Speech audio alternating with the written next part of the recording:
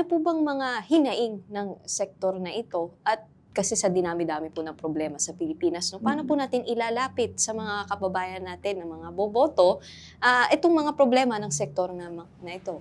Well, ganito 'yan, I don't know, kung masasabi niyo rin sa akin on the other end, na out of the, sa percentage lang tayo tumingin, ilan yung percentage ng mga kilala ninyong kapitan, chief engineers, or marino, or OFW, na talagang naging successful sa buhay nila nung nag-retire sila, 'no? Nakakaawa 'pag naririnig ko, nakaupo na nga ako 13 years.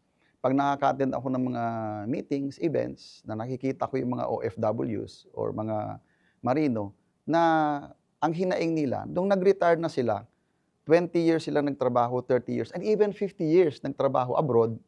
Nung nag-retire sila, ano na, big question, walang proteksyon, walang benefits, 'no, walang security from the government.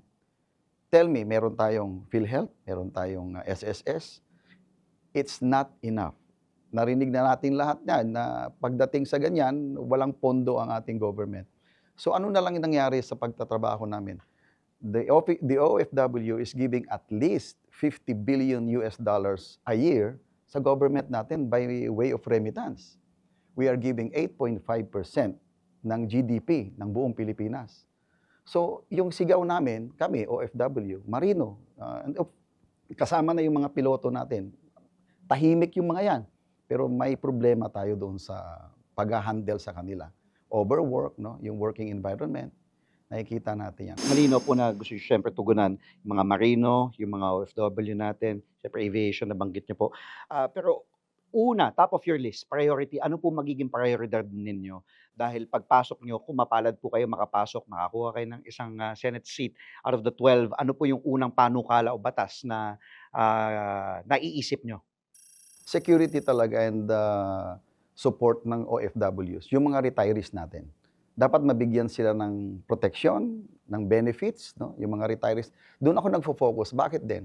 Napakadami nating mga OFWs na matatalino, no? May utak. Na kahit retire yan, pwede nating bigyan ng trabaho dito sa Pilipinas. Ang daming agencies natin na pwede silang mag-work, no? Pwedeng paglagyan, no? May DFAs tayo, may DMW, may OWA, may mga review centers, no? Ang dami, no, na pwede silang gawing consultants or even managers.